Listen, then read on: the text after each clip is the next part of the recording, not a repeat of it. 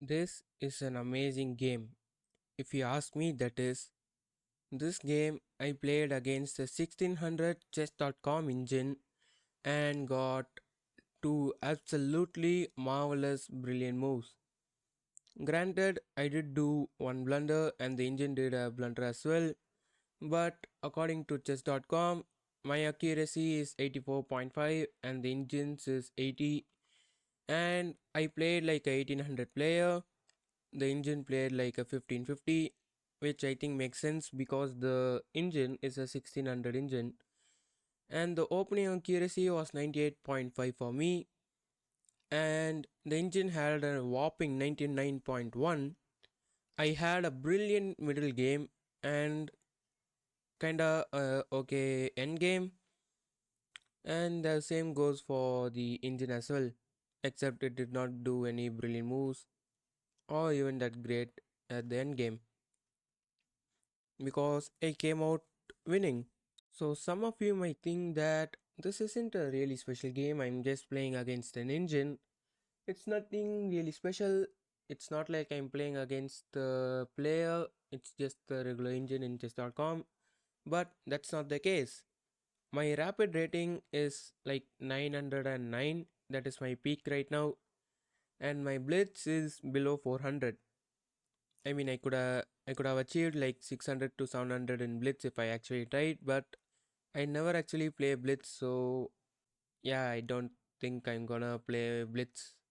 Rapid is kind of my thing, but that's not the point. My elo is in rapid is like 909, and according to chess.com, my elo should be around 1800 because that's how I played this game. So the reason I'm playing a chess.com engine is because, well, it just kinda got boring for me. Like if I play 10 games, I would win like 7 and lose 3, or even win 5 and lose 5, or even sometimes lose 7 and win only 3 games. And that was getting quite boring for me. So I decided that I'm not gonna be playing rapid anymore. Like my elo rating is climbing very slowly for me, so I decided I'm not gonna be playing rapid anymore and just started to play against the engines. The reason for that is I wanted to defeat a 2200 or 2400 engine before going back to playing a rapid game. So that way I can bully my opponents in rapid. Like I would have defeated a 2400 bot and absolutely obliterate a 1000 elo player. Like that would be really fun to do. So that's the reason I started to play against these engines in chess.com. So to do that, I started with the 1200 engine. I did lose the first game, but then I won with black pieces and then also with white pieces consecutively and went on to absolutely obliterate the 1300 engine as well. 1400 was quite easy too. I did win two matches consecutively with black and white, and 1500 did give me quite some trouble. But would I lose? Nah, I would win. I did win two matches consecutively with the 1500 engine as well. So up to this point, I have been playing intermediate engines. Like chess.com considers below 1000 as beginner, 1000 to 1500 as intermediate, and 1600 to 2000 advanced, and then expert, master, grandmaster, things like that. So until I have defeated the 1500, I have been playing with intermediate engines. The 1500 is an intermediate engine as well. It plays like an intermediate player. But then came some trouble. I started playing against the 1600 engine, and it did give me quite some trouble, but the games was quite interesting. Now I want to tell you that these weren't just any game that you would play against engines. You wouldn't have like unlimited time. I did the rules just like Rapid. I gave both sides 10 minutes to play and started the game so that it would be fair for both sides and it would kind of be like a training for my Rapid games. So me and the engine both had only 10 minutes to play. I would occasionally win against the 1600 engine, but it was never consecutively for me to go to 1700 or 1800 engines. So I was doing my best to win against the engine, but I just never could do it. But then this game happened. I was playing white and did two absolutely brilliant moves that I don't think anyone would spot, at least at my elo. I'm pretty sure most people, even around like 1500, wouldn't have spotted this brilliant moves, but that's a long shot. So let's start this match. I started with e4, the king's pawn opening. I usually play a king's gambit with e4 and f4 when my opponent plays like something like e5 or even f6 and then goes for e5. I still play the king's gambit like this. But then this computer went for the Sicilian defense by moving the c pawn to c5. I followed it up with d4. Oh wait, I didn't do d4. What? Okay, that's another game. So in this game, I played c4, bishop to c4, attacking this pawn. I don't know why I did that. Maybe I am just developing my bishop and blocking this pawn from progressing any further. I think that was my idea here. I'm pretty sure that's why I did that. The computer then goes with e6. Now it prepares this bishop for development and an attack against the center. It attacks my bishop and this pawn, and if I take like this pawn takes and still attacks this bishop, while the knight guards that pawn very well. So I did the best move in this position by developing my knight. This occupies this square, protects this square and this square. It's just a regular developing move, and I was also preparing it for d4. I think that's what I went with after black's move. So black played knight to c6. So black is probably trying to control this square as well. So I went for d4. Now according to the engine, this is just an excellent move. The best move is to move the knight here, knight to c3, developing the knight. But I kinda didn't see that as an important move. I just wanted to break open the center in the opening as soon as possible so that I can start an attack on the queen. I mean on the king.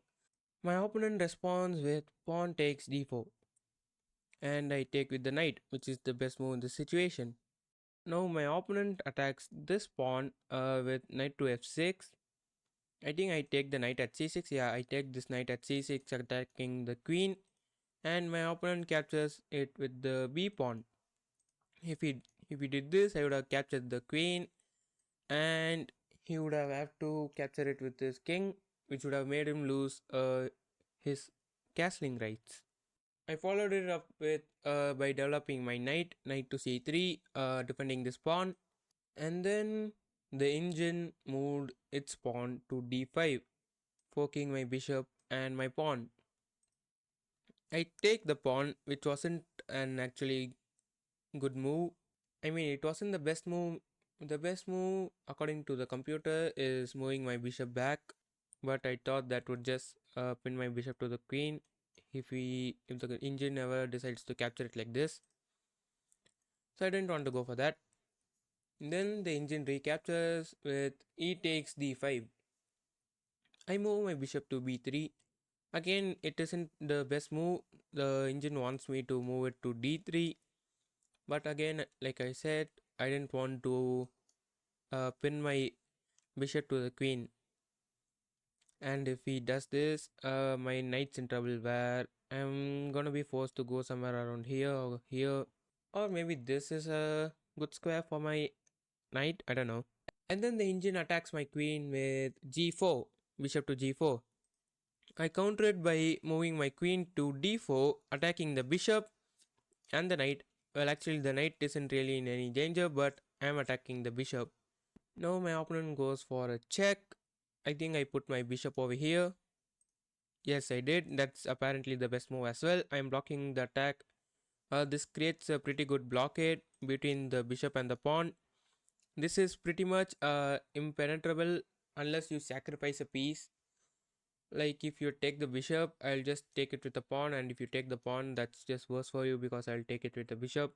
So this is impenetrable blockade by me. Then the opponent moves the flank pawn a5 to a5, and that's actually a mistake. I don't know why that's a mistake, but I moved my bishop to a4 attacking this vulnerable pawn, and if the attack is successful I actually fork the king and the rook, which absolutely devastates the black pieces.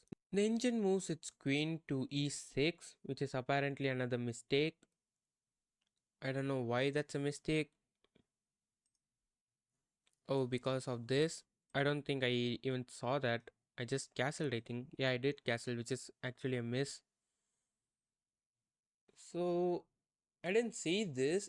Actually, I think I did see this, but I didn't really care about attacking the bishop because the engine could have just moved its bishop somewhere there or there. So I didn't really see that move. And apparently, this is a blunder by the engine because this allows the opponent to win material to an eventual fork. Yes, this brings us to our first brilliant move. Actually, it did take me a while to calculate this, maybe a minute or a minute 30 seconds or something like that to calculate this move. So, what this move does is sacrifice the bishop for the queen to take like this. This is a brilliant move. You can say that by seeing the double exclamation mark followed by the blue color right here. So the idea of this move is that when the queen takes like this, I can fork the king and the rook like this, and that's a really awesome move. I mean, I could have just win the bishop like this, but I felt like the rook is a better move. Capturing the rook is a better move, and moving my queen to e5 is actually a great move. The evaluation bar says I am up by 4 points of material, and just like that, I won the rook on b8. So against black, I am up a rook for a bishop, so I am up by 3 points of material. Now the engine moves its bishop from g4 to f5, attacking this pawn. I mean, that's a good move. The computer says so as well. I don't really see the plan here, but I guess it just attacks that pawn, which is very vulnerable. But then I moved my queen to a7, attacking the king and also doing another fork with this pawn, the pawn on a5. So the engine moves its queen to c7, blocking the check while also defending this pawn. Then I, instead of moving my queen like this, which is actually the best move, I defend my queen with the knight. So the idea of that was if black takes with the queen, I could either capture with the knight or even better capture with the bishop, which is actually protected by the knight. So that's why I wanted to do that. And if I capture with the knight, that is still protected by the bishop, so maybe I can move the knight somewhere around here or put this knight as an outpost knight right around the edge of black pieces.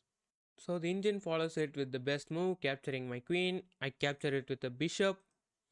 Then the engine moves its king to c3, I mean c6, attacking my knight. I went for the fork between the king and the bishop, moving my knight to d4. The engine follows it up with b7, attacking my knight, I mean my bishop. I capture their bishop, the engine captures mine. This is a fair trade. I moved my rook to d5, thinking I was attacking the pawn, which is also the best move actually. But I didn't actually realize that the knight is protecting that pawn. So yeah, that was kinda a dumb move by me, but actually that is the best move as well that activates the rook. So I don't really understand that. Only after I moved this, I just realized that oh wait, that the pawn is defended by the knight. What am I doing here? There's no attack. But anyway, the engine says that's the best move. So I guess I'm gonna go with the engine. The engine follows it up with b6. I don't know what that does. It just says one of the best moves. Then I followed it up by uh, creating an escape square for my king. I thought that was the best move actually, but apparently not. The best move was rerouting my knight, attacking this pawn. Yeah, the engine counters it with moving its flank pawn h5, moving it to h5. Then I use my knight to create a what? A blockade? Why? Okay, that's because I'm blocking this pawn. I don't I'm not really sure what was the idea of this move. I don't know why I did that. I don't know, maybe I was not sure what to do. Oh wait, because of this move. Yeah, yeah, now I remember. At this point I was like around 7 minutes or something and the engine had like 9 minutes or 9:30, something like that. So I think I saw this move attacking my knight with the pawn, so I just decided to move my knight around here before it attacks me. So then the engine follows it with bishop to d6, just a normal move. Normal chess follows, I just fork his bishop and the pawn, which could actually easily be defended by moving the bishop just right here. I don't know if that actually happened, but nope, that didn't happen. So yeah, it's actually counterplay against my knight.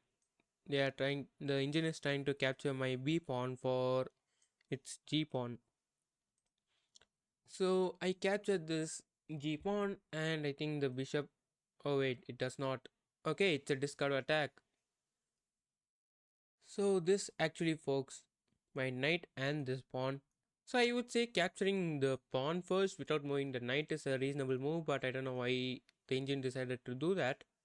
Then it still doesn't capture my pawn and decides to defend this pawn, which is actually under attack. Then I move my knight to e7 to attack this pawn twice and hopefully capture it with the rook and trade rooks. I am up a knight and the rook, and my opponent just has a bishop and a knight. So I'm up several points of material, and I just wanted to simplify the game by trading the materials, all the pieces. So my opponent, the engine captures the pawn on b2, and I capture this pawn on d5. This is just a good move. Apparently, according to the engine, this is not the best move. I don't know why. The best move is actually attacking this bishop, which is actually pinned to the king now. Maybe they could have gone. Maybe my opponent would have gone for any counterplay, something like this. I would just move the knight here over here. I don't know what's the counterplay for this. I'm not really sure. But yeah, that's the best move in this position. Capturing the d5 pawn is not really a great move. It's just an okay. So the engine trades the rook. I capture with the knight, giving a check. The engine moves its king to safety to c5, also attacking my knight. I move my knight to safety, protecting my rook, and further reducing the chances of getting a fork by the knight between my king and the rook. I'm just defending this square and this square. So the engine moves its knight from e4 to c3, attacking this pawn. I moved this pawn, which is actually an inaccuracy. I didn't actually see that the knight was attacking it. I was kind of low on time. Like I am around like 5 minutes and the engine has like still like 8 minutes and 30 seconds or something like that. I think I'm really low on time here. Now some of you might already be typing in the comments that Cypher, you suck, manage your time better, dude. Like no, you're wrong. You're actually an idiot. I am actually managing my time better than most of you do. The reason I have 5 minutes against 8 minutes or 9 minutes is because I'm playing against an engine. I'm a human. It takes time for me to calculate moves. I take like 10 to 15 seconds for each move, while the engine just makes a move in under 2 seconds. You're not gonna be playing a rapid game like that against another player. If you're taking time to think the moves, obviously your opponent will also take some time to think. So obviously, you are wrong. So obviously, if I'm playing against another player, he wouldn't have like 8 minutes or 9 minutes on the clock when I have only 5 minutes. Both of us would be around like 5 or 4 minutes. By this stage, this is move 32. So since the engine has a lot of time, yeah, this is also another reason why I decided to practice against engines other than players, because the engine just makes a move in under 2 seconds or even 3 seconds. It doesn't use a lot of time to make a move like us humans do. So there's no actual chance of me flagging the engine. Like whatever I do, there's absolutely no chance that I can flag this engine. I am the only person here playing that can actually get flagged. That's another reason why I'm playing against an engine and not a player. So the engine doesn't capture it with a knight and attacks it with its king. I move my knight to d1, attacking the bishop, also offering a trade between the knights. The trade isn't actually accepted, it just the knight attacks my king. I move my king to h2. Now the engine's bishop is under attack. I think the engine can go for this check. Yep, that's what the engine goes for. The engine checks my king again. So the only reasonable move here is h1. I don't know what I did. I think I moved my king to h3, and this allows the opponent to give me another check right here. And this allows the engine to give me another check right here, which is actually the best move. And I move my king to h2, which is also not a great move. I mean, there's another discovered check right here or somewhere around here. Like wherever the knight moves, there's a discovered check. So maybe if I move my king over here, after the knight moves, I can just block it with my pawn. And if the bishop captures, I can just capture with my king. And if the knight captures, I can actually capture the rook, trading my rook for the bishop and the knight. And also maybe this pawn which is actually hanging. So the engine goes to attack my h pawn by moving its knight to g6. That's not really a great move because I can just defend it by moving my king to the white square. And we are so close to a draw by perpetual checks. Like if the knight moves again here, I would have had to move my king somewhere, something like this, so that we don't end up in a draw by perpetual checks. So the engine follows it up by moving its king from b4 to a4. I don't really see the point there because this just allows me. Okay, that does not really work, but I don't really know why the engine moved its king there. There's not really any point. But then my first blunder came in. I moved my rook to e1. So I thought maybe I am attacking this bishop. That's gotta be a good move. What I didn't see is a fork between my king and the rook. And it's a really stupid fork. Like, I would have never seen this fork in a million years, and probably you guys won't as well. Because the knight from g6 goes to g4, checking my king, moving it to h2, and then I still don't know what's the play here. So this is the only move in the position that actually works. And then the engine moves its knight to d3, making a discovered attack on my king while also attacking my rook on the e file. So I take the bishop because I didn't want to do nothing and just give up my rook. So I traded my bishop for the rook. Now we are kinda in an equal endgame where the engine has a knight and I have a knight. And I am up just a pawn. So now I move my king attacking his knight. The engine moves its knight to safety. I go ahead and attack the pawn so that I can clear the h file for my pawn to promote. The engine moves its king to b4, clearing the way for its pawn on the a file. So it's just a race between the a file pawn and the h file pawn. But because I have to waste time by attacking this, by capturing this pawn and then moving my king away, while also having 4 squares to cover by my pawn, the engine can just cover the 4 squares and in turn making the queen first, defending this square. So capturing that pawn is actually a mistake by me, which just drops the evaluation bar to 4.5, minus 4.5, giving black pieces a big advantage. The reason for that is because now the pawn can easily go ahead and it will take time for my knight to cover this square while also escaping from black king. So whatever I do, there is like no hope for me to stop this pawn from queening. So that's what the engine follows it up with. Engine moves its pawn to a4. I move my pawn to c3, attacking the king, hoping that if it moves like that, I'll just fork the king and the pawn. And that's what happens. The engine moves its king to c4. and I actually fork the king and the pawn. So the engine moves its king from c4 to b3, protecting that pawn on a4. But then here comes my second brilliant move where I sacrifice the knight, capturing the a4 pawn. The reason I did this is because no matter what, I know that there's no chance this pawn goes ahead to queen while the f file and g file is being protected by these two pawns. So now I know no matter what black plays, I can actually queen. So there's no way this knight can actually defend this square in time before I move my king out of the way and make a queen. And that's actually the second brilliant move in this video. Black captures the knight, I move my king out of the way. The engine tries to bring its knight trying to protect that square.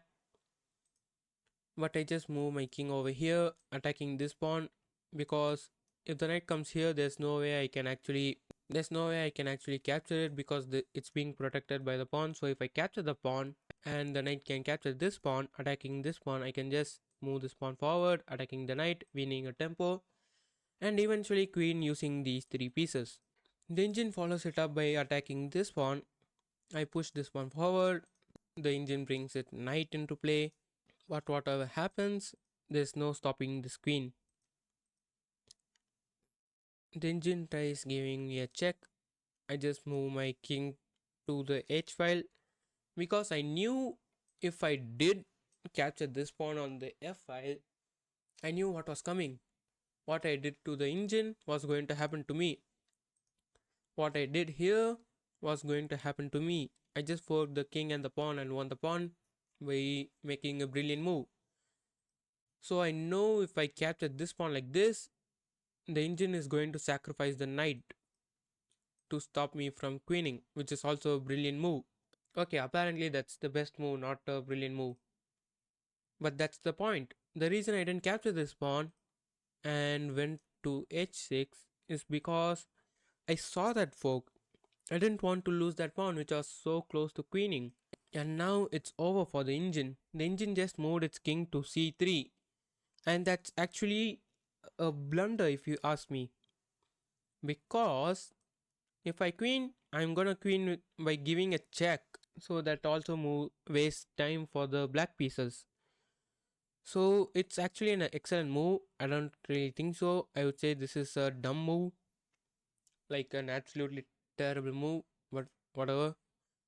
Now I promote to a queen, giving a check. The engine blocks with this pawn, which is an inaccuracy because like the engine could have just moved its king or maybe even blocked it with its knight, pinning it in the process, but also the knight is being defended by the king, so I can't capture it, but this is just a free pawn. But capturing the pawn, giving a check isn't actually the best move.